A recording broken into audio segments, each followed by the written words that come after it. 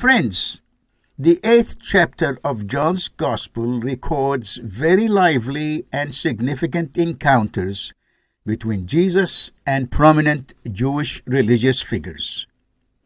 Jesus, the Holy Messiah, represented a major challenge to their oppressive authority, so they attempted to entrap him.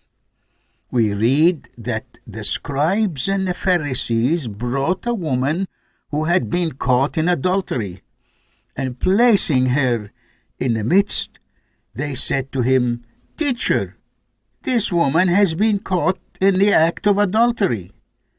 Now, in the law, Moses commanded us to stone such women. So, what do you say?"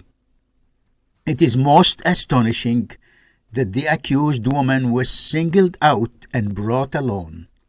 There is no mention of the man or men who committed adultery with her. Her accusers asserted that the law of Moses requires stoning her to death.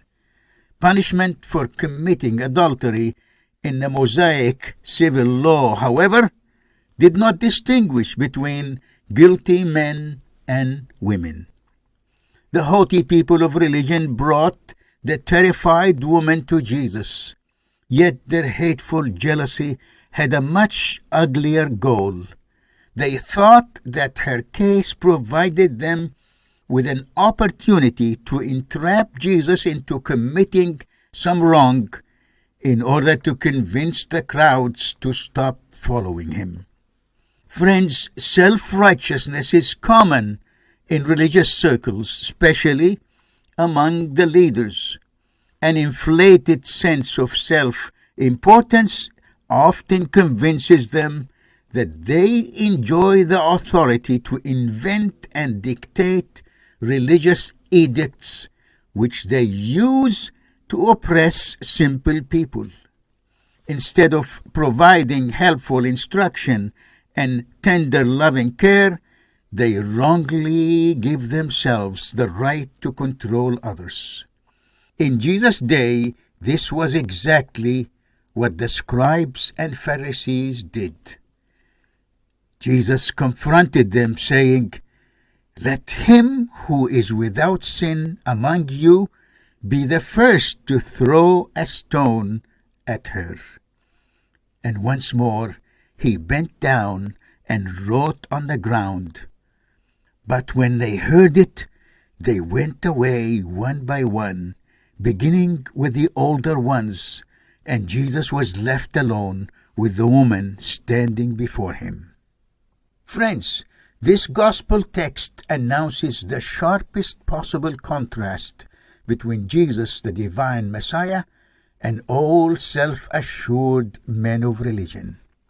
Publicly yet calmly, in the presence of the condemned woman, Jesus challenged her accusers. "Let him who is without sin among you be the first to throw a stone at her." They all stood there, seemingly shocked and perplexed. What will Jesus do next? Jesus bent down to write with his finger on the dust of the ground. The text does not tell us what Jesus wrote, yet whatever he wrote seemed to embarrass every single one of the woman's accusers. Then they went away, one by one, beginning with the older ones. The Holy Divine Messiah clearly made them painfully aware of their own violations of the essence of God's holy law. Jesus summarized God's law as wholehearted love to God, which generates self-giving love to man. Friends, the terrified woman expected to face a harsh and painful death penalty, being stoned to death. Yet she found herself alone in the presence of the one and only one, perfectly holy and sinless man. He alone has the right to condemn Yet he did not. Jesus stood and said to her, "Woman, where are they? Has no one condemned you?"